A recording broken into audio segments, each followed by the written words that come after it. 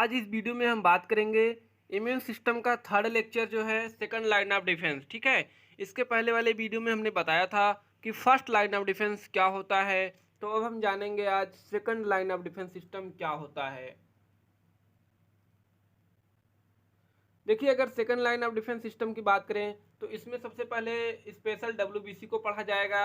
उसके बाद एक है इन्फ्लेमेशन और तीसरा है फीवर, एक और होता है इंटरफेरेंस जिसको हम कहते हैं। तो सेकंड लाइन ऑफ डिफेंस में ये चार चीज़ें आपको पढ़नी है, डब्ल्यूबीसी, इन्फ्लेमेशन और फीवर।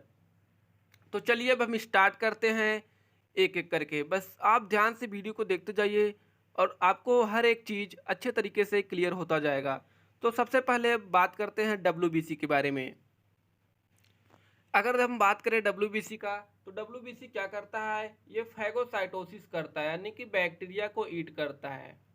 अब देखेंगे जब तो डब्ल्यूबीसी में क्या पाया जाता है, मोनोसिस्टिस पाया जाता है। और यह जो मोनोसिस्टिस होता है, यह इसमें दो चीज़ें पाई जाती हैं। एक होता है मैक्रोफेज, दूसरा होता है डेंड्रॉइड सेल्स। अब ये जो मैक्रोफेज और डेंड्राइट सेल्स हैं, ये क्या करते हैं, फैगोसाइटोसिस करते हैं, यानी कि बैक्टीरिया कोई भी पैथोजेंस अगर बॉडी में इंटर करता है तो उसको क्या करते हैं, ये लोग ईट कर जाते हैं, खा जाते हैं। ठीक है, तो मैक्रोफेज क्या करता है, उसको खा जाता है। और लेकिन जो डेंड्राइट सेल्स होता है, यह क्या करता है कि यह बैक्टीरिया को तो खाता ही खाता है, बैक्टीरिया के कुछ पार्ट को ये अपने डेंड्राइट्स पर फंसा लेता है और अन्य सेल्स को भी ये सूचना पहुंचाता है कि इस प्रकार का पैथोजेंस इंटर कर गया है, उससे जा कर के आप किल कर दीजिए। ठीक है, तो जैसे ये डेंड्राइट्स पे अपने लगाकर बहुत सारे इसमें सेल्स पाए जाते हैं, जैसे natural killer cells, neutrophils, basophils, इस्नोफिल्स, उन सबको ये सूचना पहुंचाता है। तो ठीक है, तो अब हम बात करते हैं कि उन जो सेल्स होते हैं उस सेल्स में क्या क्या होता है, उन लोग क्या करते हैं।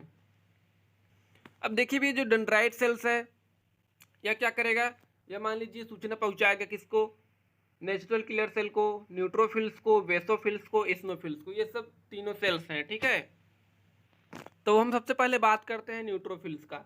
न्यूट्रोफिल्स क्या करता है, न्यूट्रोफिल्स देखिए जो हमारे ब्लड में बैक्टीरिया होते हैं, ये उसको किल करता है, उसको खाता है।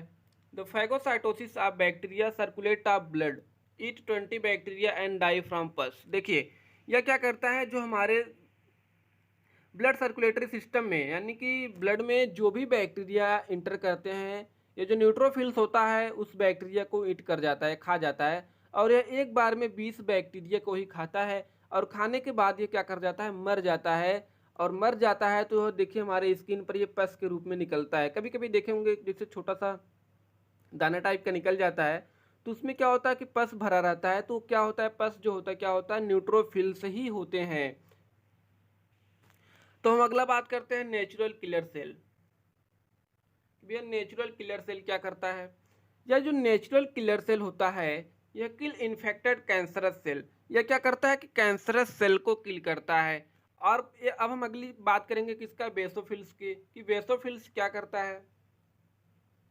देखिए, जो बेसोफिल्स होता है, यह इन्फ्लेमेशन को कॉज करता है। जब इन्फ्लेमेशन में क्या होता है, हिस्टामिन प्रोटीन पाई जाती हैं, हिस्टामिन प्रोटीन के कारण ही इन्फ्लेमेशन होता है। तो जैसा कि हमने डब्ल्यूबीसी के बारे में जान लिया, अब हम बात करेंगे इन्फ्लेमेशन क्या होता है।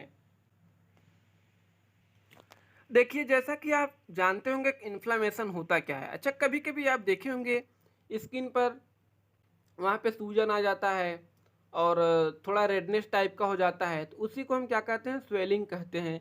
तो ऐसा क्यों होता है, जैसे मान लेते हैं ये कोई इंजरी हुआ, जैसे कोई भी पैथोजन से यहाँ से इंटर हुआ हमारे जैसे first line of defence system को भी भेद करे, यानी कि स्किन से मान लेते हैं कोई भी पैथोजेंस हमारे स्किन में इंटर किया, तो जैसे स्किन में इंटर करेगा तो स्किन के अंदर क्या पाया जाता है भैया, टिश्यू पाए जाते हैं।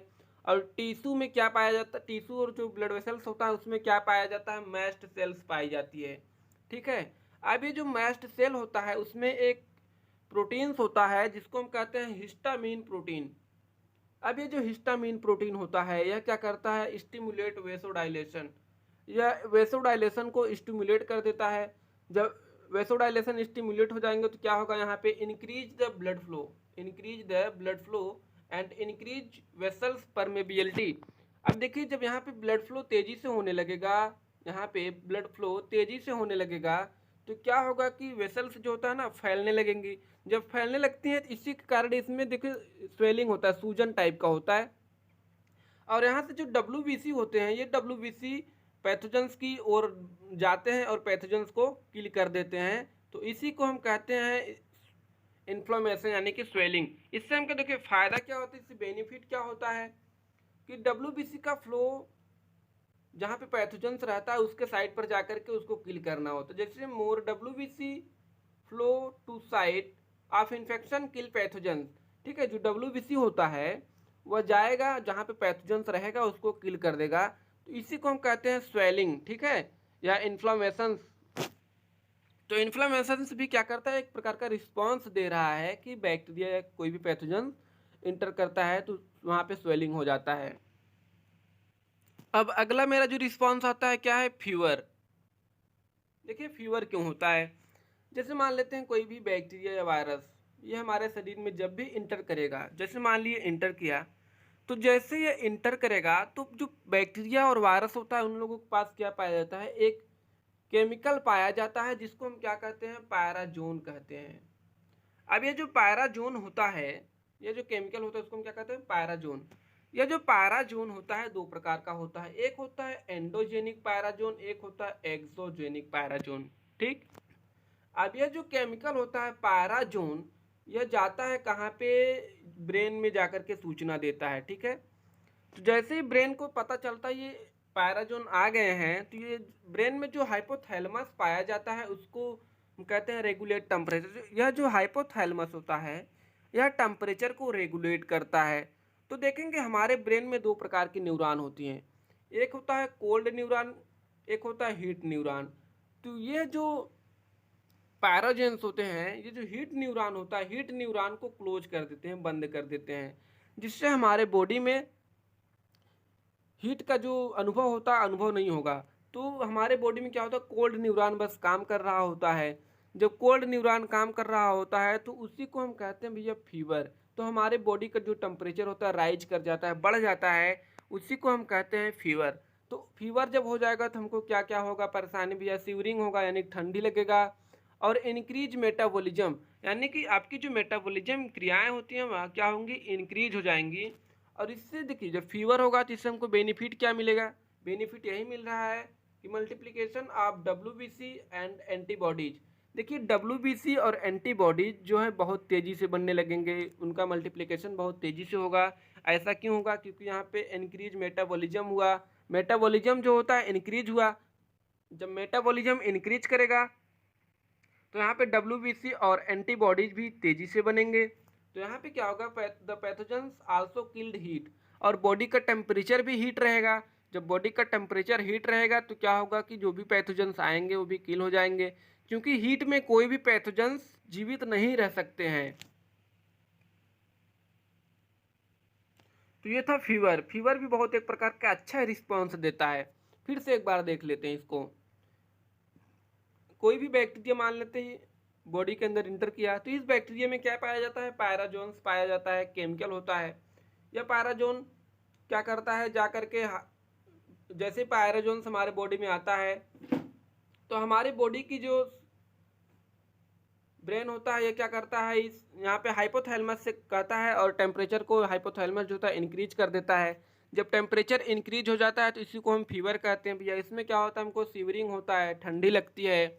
इंक्रीज मेटाबॉलिज्म, मेटाबॉलिज्म इंक्रीज हो जाता है। जब मेटाबॉलिज्म इंक्रीज हो जाता है तो इससे बेनिफिट क्या होता है कि multiplication of WBC and antibodies, the pathogens also kill heat. क्या करता है, मल्टीप्लिकेशन ऑफ WBC और एंटीबॉडी का मल्टीप्लिकेशन बहुत तेज़ी से होता है। जब तेज़ी से होता है और हमारी बॉडी का टेम्परेचर ज़्यादा रहता है, जिससे कोई भी बैक्टीरिया और वायरस से किल हो जाते हैं, ऑटोमेटिकली मर जाते हैं।